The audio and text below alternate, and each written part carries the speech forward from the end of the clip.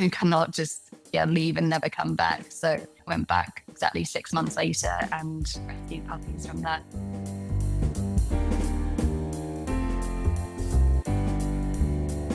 Welcome to the Our Hen House interview. This is Jasmin Singer. This is Mariann Sullivan. And we're so excited today to be welcoming Rose Patterson to the podcast. Rose is the director of Animal Rising in the UK, where she has led major campaigns and investigations and direct actions, including blockades of McDonald's and dairy distribution centers, the disruption of the Grand National Horse Race, and the largest investigation in UK history on RSPCA assured farms. So much to talk about. Most recently, Rose was found not guilty for rescuing beagles from MBR Acres, which is a breeding facility for animal testing. And I'm so excited that you're joining us today, Rose. Welcome to Our Hen House. Hey, I'm so excited to be here. Thanks for having me. We have a lot of questions. Before we jump into them, I do want to remind our listeners and our viewers that the Our Hen House podcast can now be viewed and listened to several times a week. Rising Anxieties comes out on Tuesdays, The Hen Report on Thursdays, and the long form interview, that's this, on Fridays. Bonus for Flock members comes out on Mondays. And today is actually our monthly Flock Friday, where we invite members of our flock to join us for an interview and do a Q&A afterwards with the person we're interviewing. And this is a very special one. So if you're listening to this or watching this and you're interested in joining us, check out ourhenhouse.org/support. Don't forget to hit subscribe and like wherever you listen or watch. So Mariann, why don't you kick us off? Yeah, I'd love to. Rose, welcome. I think probably a lot of our listeners are not in the UK. Some of them are, but they might not be as familiar with the work of Animal Rising as the people you often talk to. So can you just kind of give us the overview of the history and then we'll get into more detail. And obviously we want to talk about all the campaigns, but we really want to find out what happened with MBR Acres because it's a fascinating story. Yeah, Animal Rising was originally set up as Animal Rebellion back in 2019, and there was a sister organization to Extinction Rebellion, and it was really formed as a response to Extinction Rebellion, not actually talking about one of the key causes of climate change, which is animal agriculture. So I'm sure many of you have heard about Extinction Rebellion before. There became a global movement all around like climate change. And Animal Rebellion was really trying to inject this message into the climate movement and specifically Extinction Rebellion around, the need to talk about animal agriculture, its effects on climate and the environment, but also, of course, animals as well. And over time, we've shifted from that more of a climate message. So beginning, I'd say it was probably like 80% climate focus, 20% animals. And over time, we've shifted to probably more like 80% animals and 20% climate and environmental issues. So we're very much focused on animals now. And I think we achieved a lot of our aims in the beginning. We're actually only ever supposed to be a short-term campaign. And now it's like over 6 years or almost 7 years later, still here. And our aim is to create a world where humans and animals can live side by side in harmony, where animals are free, no longer locked in cages, no longer dying in slaughterhouses. Our vision is a plant-based food system and rewilding all of the freed up land that the end of animal agriculture would create. So we do this beginning, it was all through direct action. So using nonviolent direct action, all of our projects, all of our campaigns are rooted in nonviolence, and it's something that's really, really important to us. So inspired by past movements that have won through using peaceful nonviolent means. So as you mentioned earlier, we did things like disrupting McDonald's distribution centers, dairy distribution centers, and now we're focusing on more long-term campaigns as well as using nonviolent direct action. We're using kind of like bold campaigning tactics as well. So most recently we're beating our previous record. So in 2024, we did the largest investigation in UK history, exposing 45 RSPCA assured farms. This year, in the summer, we're going to expose, I don't know if I'm allowed to say how many yet, but it's a significant amount more than that of factory farm investigations, basically.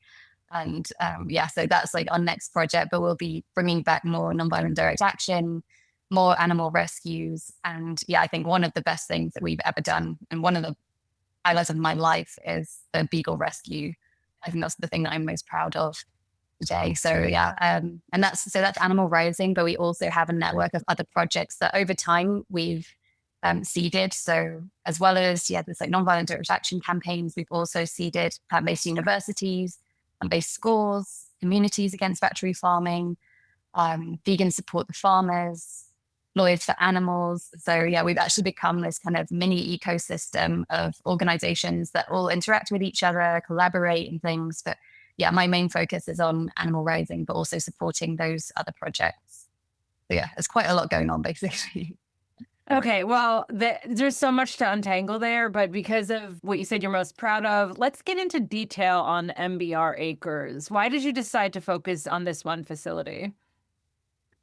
Yeah, well, in the UK, that is the only facility that breeds beagles for animal testing. And it has a long history in the UK animal rights movement, as well as being this like symbol of animal cruelty. And it was originally Huntingdon Life Sciences, which many of you may have heard of SHAC, so Stop Huntington Animal Cruelty. Originally back in the 90s, there were lots of campaigns and people ending up in prison for campaigning against Huntington Life Sciences. And it actually became MBR Acres. And MBR is Marshall Bioresources. It's actually a US company. So in the US, there's a massive MBR breeding facility. But this facility in the UK, they breed around 2,000 dogs a year. And they're sent to labs all over the country. And actually, they still send puppies back to the lab that's actually in my hometown. So this is actually something that's like quite close to my heart. I learned as a young child that there was an animal testing lab down the road from where I lived. I don't know if I would have been here today if I hadn't known about what was going on in that lab. And so, my whole journey into animal rights kind of started there when I saw stickers around my hometown of animals, dogs and cats being tested on. These, you can imagine graphic images of dogs and cats, being experimented on, and then wanting to do something about it because I felt something really deep inside me. I was like, this is clearly not right. And I remember telling my mum, I want to go and protest. And I remember doing talks at school about it and telling other kids that, we shouldn't be buying products that are tested on animals, telling my parents to boycott certain products. And then as I grew older, I started doing more and more campaigning, and then eventually found myself an occupation. I actually did an occupation before the rescue. So I occupied MBR Acres with about 20 others 6 months before the rescue, and saw with my own eyes what was happening to those beagles, the conditions they were living in. And it was like, I cannot just leave and never come back. So went back exactly 6 months later and rescued puppies from there. I should mention too that Marshall Bioresources is down the road from where Jasmin and I live right now. So there's an awful lot of synergy going on here. And I do understand that some people are thinking of doing some things about that. I certainly hope so. But getting back to the story at hand. So you did an occupation. The first step was an occupation. You just went in and witnessed. Is that what that was? And then were there one rescue or two? Yeah. So the timeline is a little bit confusing. So on the 19th of June, 2022, myself and about 20 others, we just climbed the fence in broad daylight. Our aim was just to put like a big banner on the ground, and we had a drone, so that end animal testing. We had a drone getting footage. But actually, when we got in there, it was all quite calm. And so we were able to walk around. We could see, they didn't have proper windows, but just little vents. And that's where we were able to see and film the puppies inside. And then eventually we were arrested. It was actually the following day, Ben, Bo, and Dan, so 3 people, decided to go back the following morning from that occupation. They did a rescued 5 beagles. And then 6 months later, myself and 17 others went back again and rescued another 18 puppies with Love and Libby. I can tell you about were taken by the police. So Love was the puppy that was taken from my arms by the police as I was trying to rescue him. And there was a whole protest around that and public outcry for them to be released back to the public or back to Animal Rising. But unfortunately, the police decided to send them back to MBR Acres. So there was occupation, one rescue where 3 people rescued 5 beagles. Then 6 months later, 18 of us rescued another 18. And then, Love and Libby sent back to MBR. So it was 18 that that got out, and then 11 were sent back. And so it took me a moment There to was only two, So only two were sent back. So 2 were 18 sent were back. All right, saved. I'm glad I clarified that. So 18 got out, then 2 were sent back, and so a total of 16 from that rescue. Well, it was 18 plus the 2. So, yeah, Oh, okay. sorry, Okay, that's I got it. confusing. I'm not sure we have to Yeah. get the math right, but it does seem. So, I mean, without getting overly graphic, but graphic enough, we all have to hit that balance of not overly graphic, but graphic enough to tell the story of what these animals go through. Can you tell us about what you found when you went in? The only sheds I saw were, basically the sheds these long buildings where there are rows and rows of hundreds of puppies in these concrete cages. So the floor is completely concrete, and then they've got like metal, like wire mesh around them. And there's about 5 or 6 puppies in each cage. I believe when I did the occupation, I could see a mother like cowering in the corner as well. She looked older and really defeated. Like, I think that was one of the things that really struck me from the occupation was like seeing I was sitting in the corner. And I told myself, I had to go back. And then, feces all over the floor, urine. I mean, they sprinkle like a small amount of like sawdust on the floor to try and like soak it up. But it's really nothing. There's no beds. There's just like a ball hanging from a chain in each enclosure for like as enrichment for them to have fun. And a barrel, like an empty barrel lying on its side as well as like another form of enrichment. And so, that was what I saw. And I also knew before I went in, and it's been widely documented as well, we know that they have a bleeding license from the government. So the government have given them this bleeding license. So at MBR, even though they're not doing the actual testing themselves, they do drain blood from puppies to be sent off for scientific experiments as well. And sometimes that's without anesthetic, and sometimes it's until they bleed to death as well. And so, it's just horrific what is happening there. And the conditions are awful. No puppy. I mean, we all know what dogs are like, what they need is not suitable for them. And I believe that they're breaking the law. I've studied animal welfare. I don't think you need a master's in animal welfare to see that this is just not right. And then the fact that they I think bleeding sometimes them a master's in animal welfare can get in the way of people understanding what's right. Mm-hmm. Not really an academic issue. Sorry. Mm-hmm. Anyone can see that this is just not okay. And then the fact that they're also sending them off to labs around the country where, animal testing in the UK, I'm sure it's similar in the US, is protected by certain laws. They, have like a secrecy act as well. Basically, anyone working there, they're not allowed to share what happens to puppies. So it's actually quite unclear what's happening in these toxicology tests as well. It's just awful. What happened to the dogs who got out, to the extent that you can tell us? Like, I personally haven't got a clue where they actually are, but through other people, we get like an update now and again from them. But they all went to forever homes, to loving homes where they're able to. I know some of them have like other brothers and sisters, like other dogs to play with as well. And they're in much, much better places than MBR Acres, and they're alive as well. I know that all the dogs that I saw there that day, all the ones that we had to leave behind, will now have gone. So the fact that we managed to get a total of 23 out and all of those lives are saved, it was just, completely worth it. We knew that the risk is quite a big risk to take, but it was completely worth it. Yeah, let's talk about the risks. What were you charged with, and how much time were you facing? And were there variations among the different defendants, or were they all charged with the same things? Everybody was charged with burglary, which can carry a sentence of up to 10 years. Although we knew it was unlikely we'd get up to 10 years, we thought there was a very good chance that we'd get prison sentences. And also the drivers were also charged with carrying stolen goods. In the end, they dropped those charges and just charged everybody with burglary. So it was all the same. Even though they weren't entering the building, they were still, like parts of the conspiracy to do so. There was definitely, we knew going into this that, we believed, and I believed that this was legal, that what we did was morally and legally the right thing to do. But we knew that it was possible that a jury would find us guilty. And that is actually what happened with some trials, because there were so many of us on trial. We were split into 5 different trial groups. And we had different results from different trials, which is interesting. Well, I want to talk about the trials, but before we do, I just want to back up for a second. How would you describe your theory of change? Well, with Animal Rising, our aim is to shift culture. So we're trying to reach the hearts and minds of people, of the general public. And we know that most of the general public are on side for many of the issues that we're fighting against. So most people want to see the end of animal testing, and especially testing on dogs, and same for factory farming, animal farming. So yeah, most people in the UK, 80% are against factory farming practices, but it's actually getting people to align their actions with our values. And so yeah, our goal is to do these actions, these transformative actions that reach the public and help them shift even just a little bit towards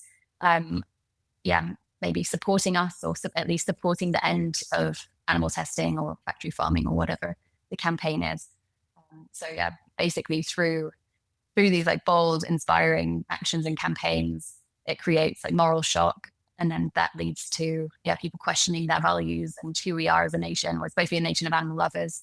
And then that leads to people shifting their opinion, shifting culture. And then that helps with other people's work when it's like changing policy and legal aspects of things. For farmed animal welfare, like, what was there a conflict about whether people would actually transfer their feelings about dogs to other animals as well? I mean, I think this is always a difficult issue when you're planning anything vis-a-vis animals, like, because so many people, I mean, in the UK is totally known, for its warm attitudes towards animals, and particularly dogs. But I imagine a lot of times it's dogs. Like, was that a big question of controversy? Should we focus on dogs? Because a lot of energy goes into this. Yeah, good question. And yes, actually at the time, because at the time we were still called Animal Rebellion and we were still mostly focused on climate, and actually some people in the team were against this. I was really pushing it because this I think it came to the forefront of our minds because Camp Beagle had started camping outside MBR Acres back in 2021. So even though a lot of us kind of had heard of Shack and knew about it, it was kind of not really being thought about anymore about getting into MBR and rescuing beagles or trying to shut this place down. And then because Camp Beagle started camping outside there, that really drew attention to it. And so, I was really pushing to go and do a rescue because, well, it was partly because people said it was impossible. So I was like, well, if anyone can do it, I think we can. And I think it's important, even if it doesn't align with our messaging fully, even if it's not a climate message. So actually at the time when we did the first one, possibly both, but definitely with the first one, we did it under a different name. We did it as Animal Freedom Movement, which caused confusion. And I wish we hadn't done that, but it was basically, you're right, it did cause internally we were like, is this the right thing to do? Does it make sense when, first of all, we focus on climate and animal agriculture, and this is puppies. But I do think, I mean, I'm an example of this. Like I grew up with cats, and I loved cats so much. I was absolutely obsessed with cats when I was little, and then I learned about what was happening to dogs and cats in animal testing labs. And I wasn't vegan at that time. I wasn't even vegetarian. And then over time, because I cared so much about those animals, I made those links. And of course, that's not going to happen with everyone. But I do think for a lot of people, that is how most of us connect with animals in the first place. And I think it's a low-hanging fruit as well. It's like, I do think it's on its knees. It's something that the public want to see the end of. But it is a challenge to bring people from puppies to piglets. Yeah, no, it is. I mean, but it's worth doing in and of itself to save the dogs. So exactly. It's not like a waste. It's ever a waste of time. But it is, I mean, I come down the same way you do. That's like how most of us figure out that we care about animals. But it is true that very few people manage to make that leap, and we have to constantly be thinking about how to help them do that. All right, can we get back to the trials? Because I am very intrigued as to why there were so many of them when it was all pretty much one thing. Why and how, in what way were the trials broken up? Because there was a total of 20 of us. So there was 20 people because in the first rescue, there were 3 people doing the rescue, but Ben did both rescues. So he did it twice. The second rescue, there was 18 people. And then, so a total of 20 of us. There's just not a court big enough for 20 people to go on trial. It's a simple answer. I thought it would be this complex legal decision. I mean, apparently there was one potential court that could potentially take us all, which I think would have been really fun. But yeah, I think they just didn't have the space or whatever at the time. So yeah, they decided to split us into 5 different trial groups. So there was like 3 to 5 people on each trial group. And yeah, so we had trial 1 was in December, and they got found guilty. And that was, I think, quite a shock because it's puppies, and because to us this is just so obvious. Yeah. But obviously to a jury of 12 members of the public, even if morally they agree with us that this is the right thing to do, there is the legal argument. And yeah, our main argument was dishonesty. So the prosecution had to prove that we were dishonest in our actions.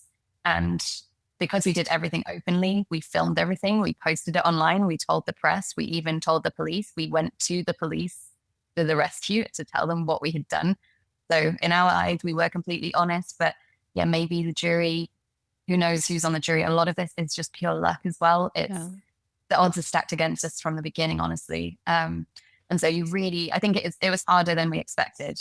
And so yeah, it was quite disappointing, that first verdict, getting guilty verdict. But yeah, like you said, it's a win in and of itself. We saved those puppies, and yeah, we knew no matter what happened during the trials, we won anyway. Of course, it's nice to get an acquittal.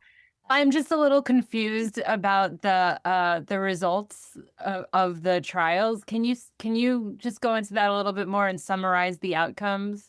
Yeah, so out of 5 trials, we had 3 guilty verdicts and 2 not guilty verdicts. So it literally went guilty, not guilty, guilty, not guilty, guilty.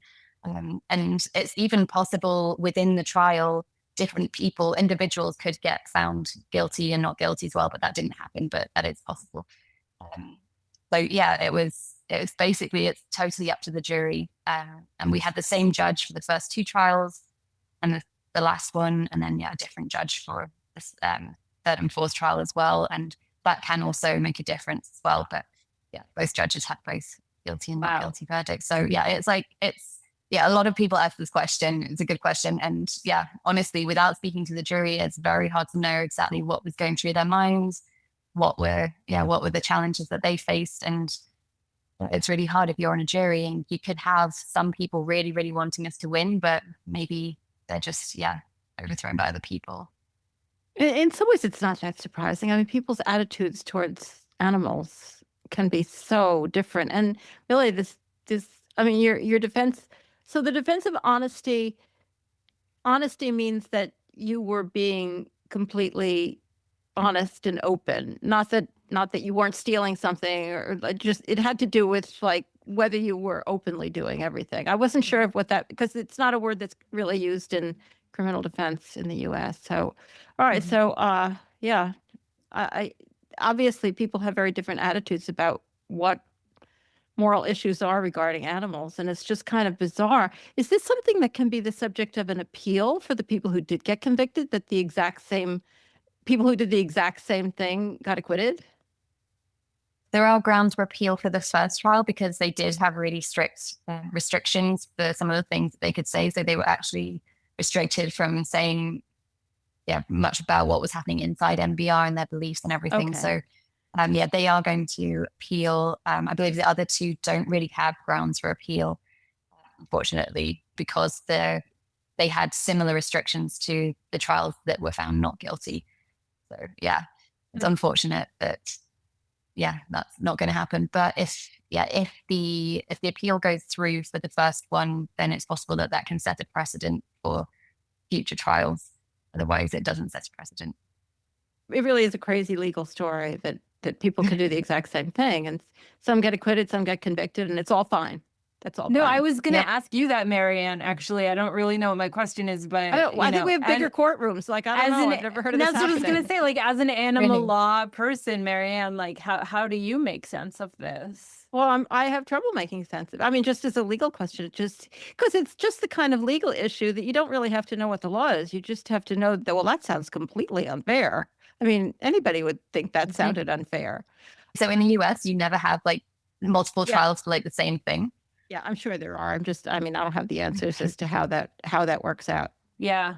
I wanted to switch gears a little bit, but before we do, Mariann, did you have anything else about the trial specifically before I switch gears to some of the broader strategy questions?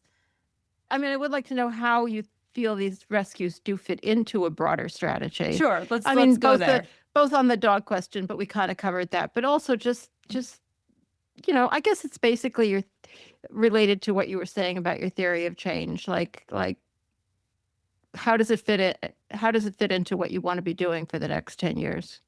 I think open rescues are so powerful. Obviously, I speak to my husband, Wayne, a lot as well, who has been like focusing on open rescue for decades. And I think it's just so powerful, and it's something quite unique to our movement, like that we can actually go into these places and show what's happening, show the oppression, the suffering, the cruelty, and actually rescue the animals and take them to safety and create the world that we are trying to create. And yeah, literally just saving a life. I think the story in that, I mean, obviously it's just the right thing to do, clearly, but also the story and yeah, showing the public that this is like who we want to be. Like, yeah, I think a lot of what we're doing is just like helping the public like question who are we, and yeah, what would you do in this situation? It makes people think. That was on our t-shirts actually when we did the Beagle rescue for the second time. We had t-shirts that said, "What would you do if this was your dog?" on the back. And yeah, it's to provoke people. Yeah, think about whether whether animals, non-human animals, should be locked in those cages or not. I hope that through that it shifts culture and shifts people's opinion. Here in the US, we're in an unusual political situation, to say the least. I don't know if you've heard, but like with RFK Jr.'s Department of Health and Human Services working, it appears pretty aggressively. They're working pretty aggressively to phase out at least some animal testing. But, like, we're not big fans anyway. But what is the political reality in the UK right now? Do you also have movement on the right? The government actually released a manifesto at the end of last year committing to phasing out animal testing as well. Although, there are some loopholes and no like fixed dates and things, but obviously it's a move in the right direction. But it's like still way too slow. And especially when, something like 90% of tests on animals don't work on humans, or like any successful, like 90% of successful tests on animals don't work on humans. And so, it's just like bad science as well. But so the current government are trying to phase out animal testing, or say that they are.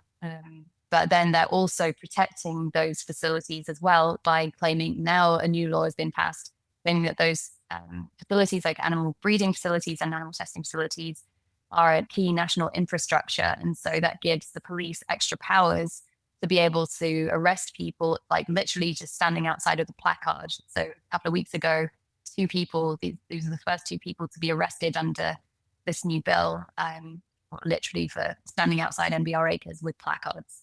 So it's pretty scary. It's not going to stop us, but it's insane. It's like one hand they're saying this has got to end. On the other hand, they're like, we need to protect this. It's mad. Yeah, wow. That's very troubling. All right, let's talk a little bit about Wayne. You mentioned that you're married to Wayne Shung, and who I'm sure everyone has heard of, and he's one of the pioneers of open rescue here in the U.S. I assume that there's a connection here, and that you talk about these issues, but are there differences in the goals and strategies between the UK and the US, and how it's done, and maybe different cultural and political situations? Or is this basically a global movement that's going to be pretty similar everywhere?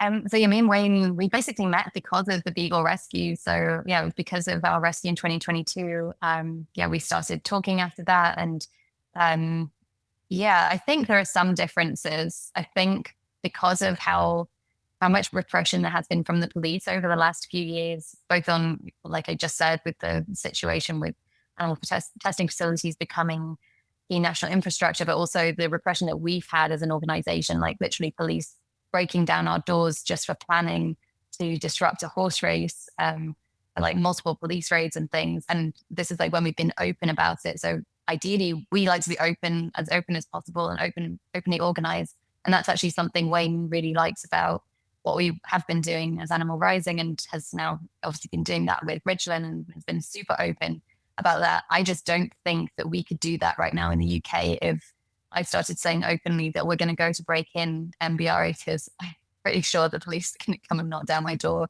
and raid my house and arrest me before it happens. So I'm actually quite shocked how much he's got away with. He seems to be, he's not had any issues before the actual action, which is really, it's definitely a good thing. It's also surprising to me. So I think that's something that right now in the UK, it's not just because of our actions, it's because of, I think partly because of Extinction Rebellion, Just Stop Oil. There's been a lot of direct action over the last 6-7 years, and the police have over time become more and more heavy-handed in just trying to prevent it at all. That seems to be what the strategy is at the moment. And so, I think I prefer to be able to be more open, and we are wherever we can. But I think that's something where in the US you have that's a privilege at the moment that you have, where you can be more open. Make the most of it while you can. Yeah. Do you know of open rescue spreading as a tactic to other countries?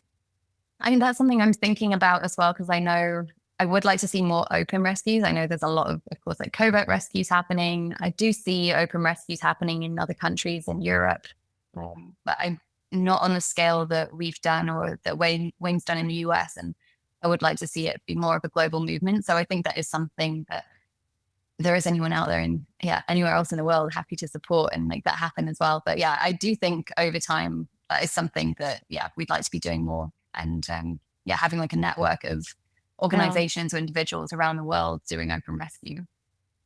Yeah, I mean, I love that vision. It's so powerful, and I've always thought that so no matter where you would drop down on the face of the earth, there would be somebody there who got it about animals. There's just we're everywhere. There's just not very many of us anywhere. But the idea of this going on everywhere, and also it's such a powerful message to other people. And I know maybe one of the reasons that there hasn't been as much pushback here is because, at least for Ridgeland, the press has been really very good. I mean, Ridgeland cooperated in that by acting so nefariously. But I would assume that same thing happened in the UK. What was your press like? Was it more negative than you see here? For the Beagle rescue, that was overwhelmingly positive in terms that we didn't get as much press at the time as we'd hoped. It was a big learning. We did it on the 20th of December for the second one. And not realizing that journalists are actually going to take a holiday then. But anyway, we thought it was early enough. But anyway, I wouldn't do it that close to Christmas if we were to do it again. But so we didn't get as much press at the time. But for the rescue trials, we've had so much positive press. I would say it's been harder to get press, but social media, it's been amazing. Normally through our campaigns and direct action, we get a lot of hate and trolls and just people feeling angry about what we're doing. But with Beagles, honestly, I think it's 99.9% positive, because most people can see this is the right thing to do. And I hope over time we see a shift for all animal rescues and all actions for animals to be getting as much positive support. But it's been overwhelmingly positive. And then just things like celebrity support as well, having very big names in the UK. I don't know if they're so big in the US, but people like Joanna Lumley, Chris Packham, Jonathan Ross, Amanda Holden. But basically big household names in the UK, putting their names to the open letters to shut down MBR Acres. So that's a massive signal that this is just a normal view to have. Well, that's great.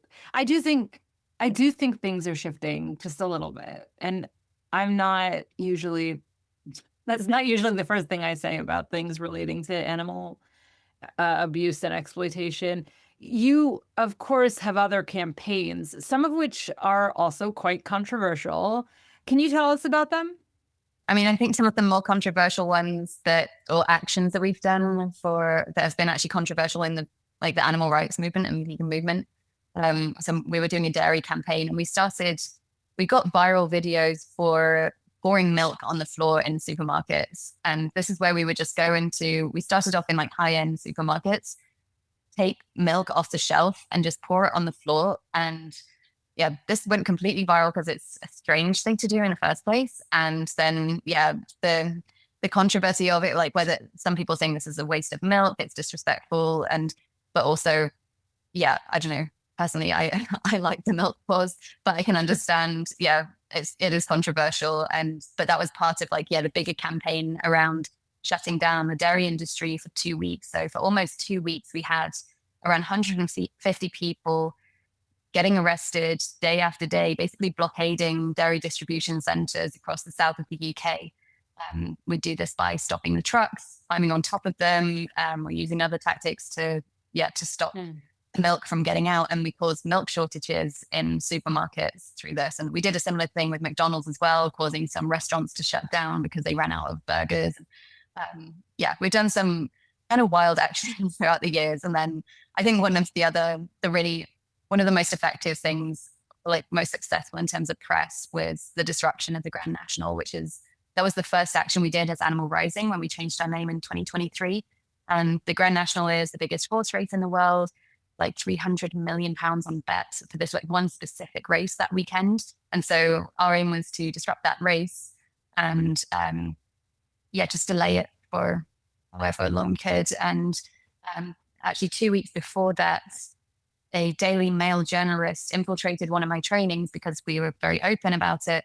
And so we had a Daily Mail journalist who I didn't know at the time filmed the whole training. And then the next thing we knew, we were on the front page of the Daily Mail.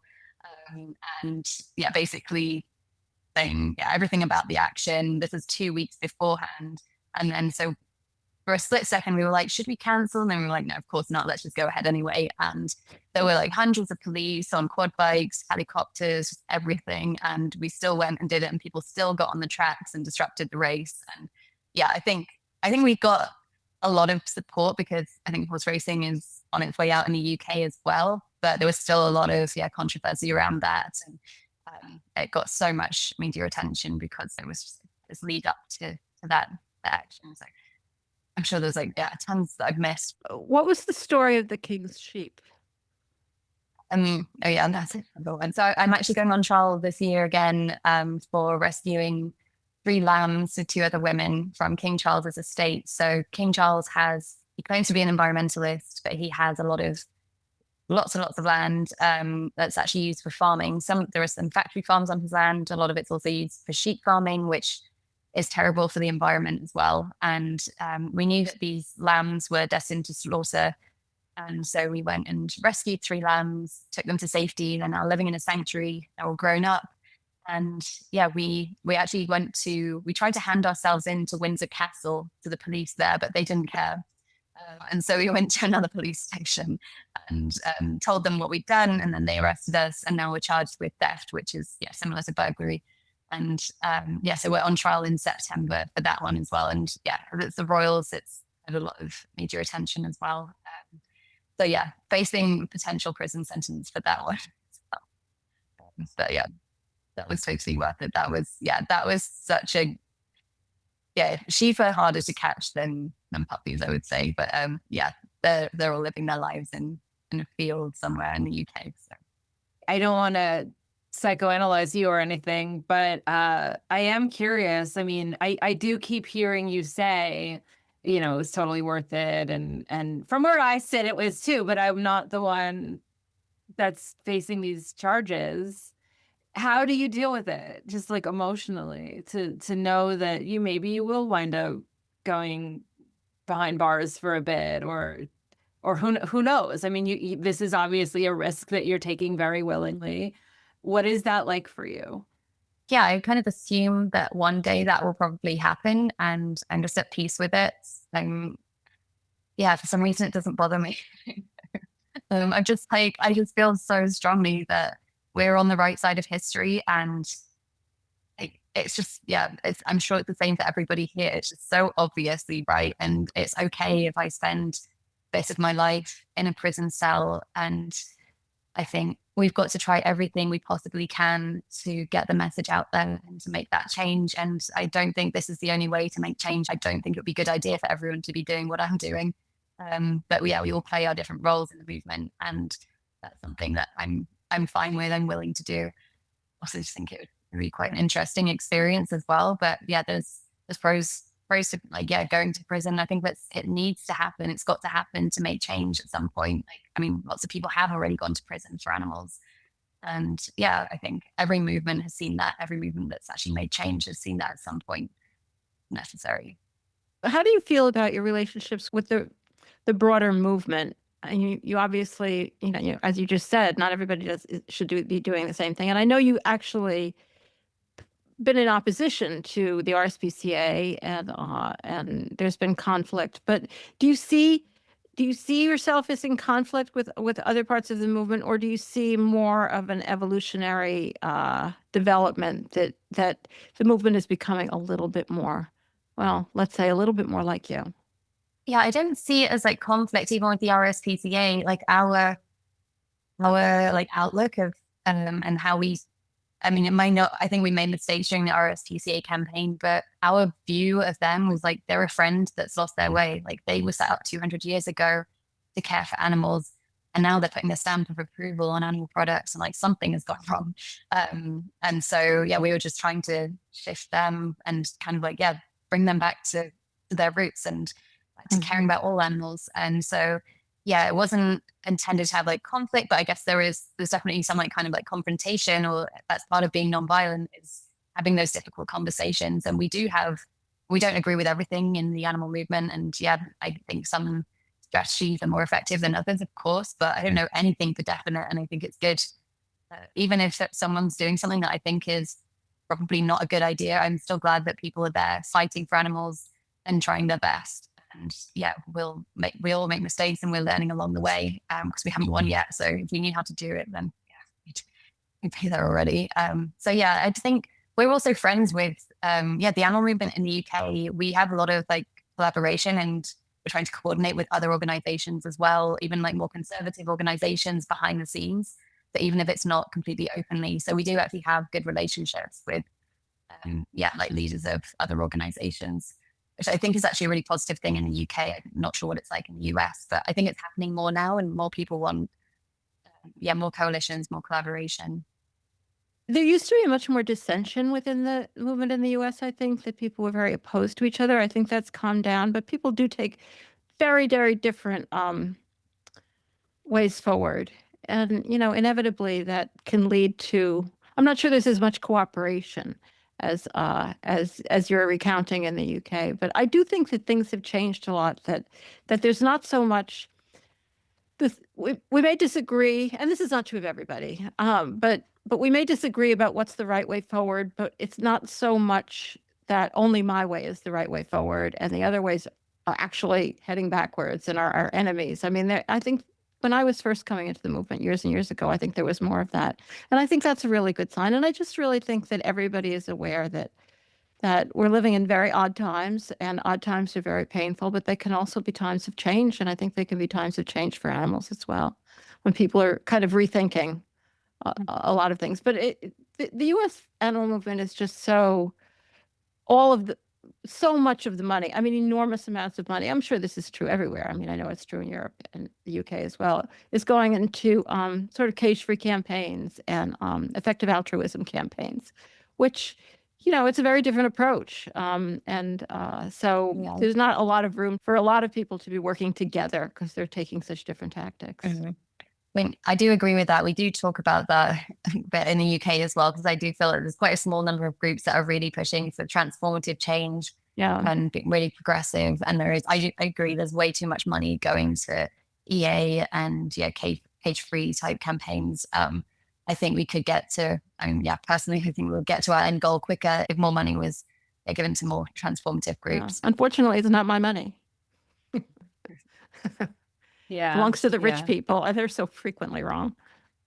I mentioned a few minutes ago that I was seeing change. I'm curious about you, Rose, if you're seeing change, and specifically, do you have a sense of differences in the public's reception to the change that maybe you're seeing on factory farming compared to the work vis-a-vis dogs? Like, in what ways are we shifting?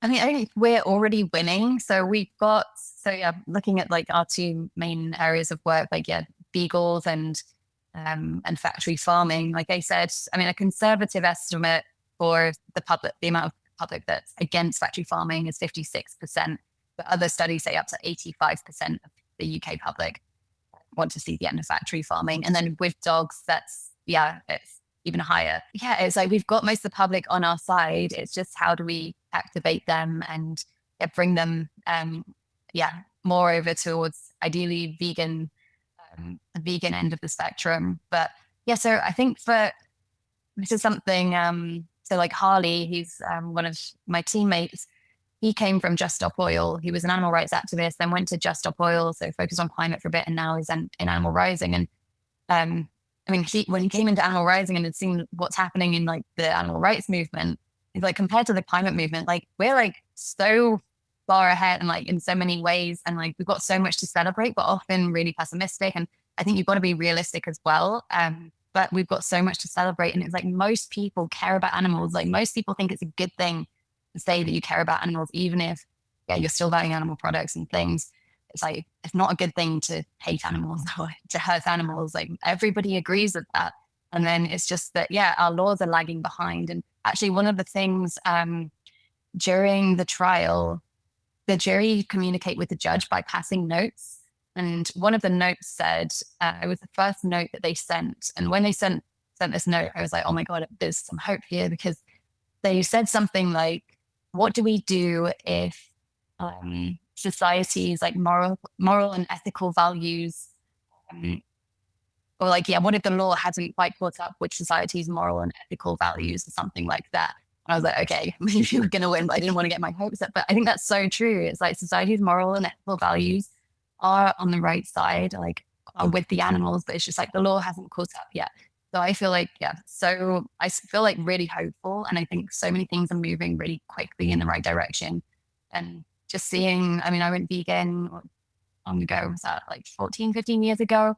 And just so much has changed in that amount of time. So personally, I feel positive, and I think maybe I just like, I need to feel positive to carry on with this work. But I think I am also like, I do think I'm quite realistic as well and pragmatic. And of course, it's not going to be easy. Just believing that we're going to win doesn't mean we're going to win. I've got to put the work in as well. But I think like everything is pointing in the right direction. Well, that was very helpful. I certainly hope you're right. Yeah, I do too. So what's next that you can talk about anyway? Yeah. So like I said, we've got this massive investigation. So for the last year, we've basically been mobilizing and training volunteer investigators to go and investigate factory farms all over the UK. So for about 6 to 9 months, there was an investigation happening every single night somewhere in the UK. So we had over 100 investigators that came to our trainings. And so this is just like another way that we're trying to, those are the people that are obviously very, very much on the animal rights side of end of the spectrum, and very, very committed people. And they've, been putting in so much work doing this huge investigation, basically to completely undermine factory farming in the UK. And we'll be finally releasing that this summer, along with a load of actions. And it's going to be a sustained campaign over many years. And the aim is to get the government to commit to phasing out factory farming. And the first step being stopping new farms from being built, which is one of our other campaigns, Communities Against Factory Farming. They're already doing that. They're already on a local level stopping new farms from being built through planning law, basically. We're aiming big. So we went from the RSPCA campaign, realizing that all of their farms are factory farms, and we're like, okay, let's just tackle the whole factory farming industry and try and just end it. Someone's got to do it. And it's actually a few groups in the UK are actually trying to end factory farming here. And I think that's something that's replicable in other places too.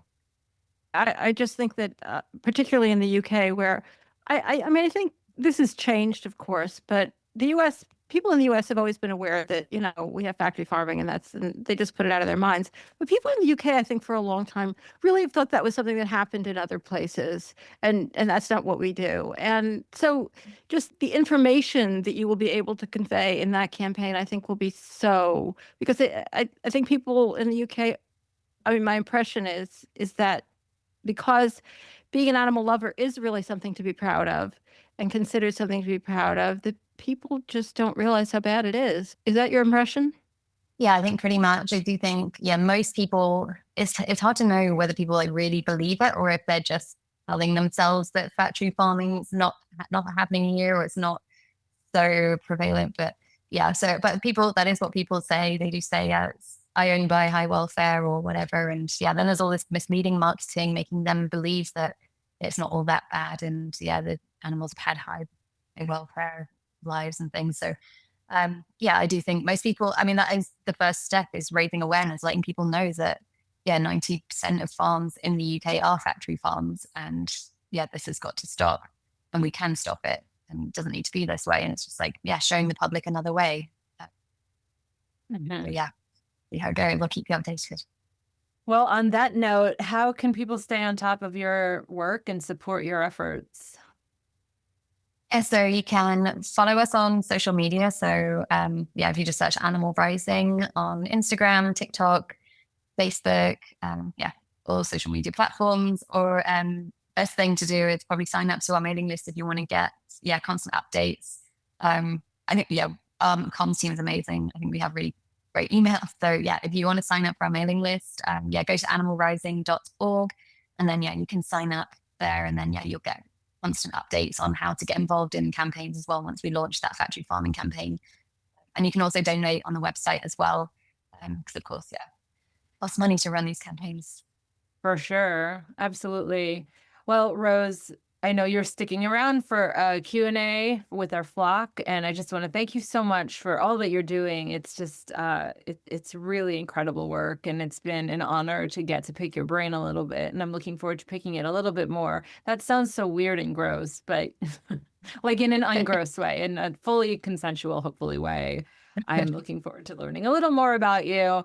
And for those of you listening and watching, thank you so much for tuning in. Hit subscribe and like and comment wherever you are watching or listening to this on your favorite podcatcher, on YouTube. If you are so inclined and you'd like to join us here at the flock, go to ourhenhouse.org/support. And for those of you who are already in the flock, thank you so much for being here. Make sure you catch our next episode of Rising Anxieties on Tuesday, and follow us on all the socials. We will talk to you next time.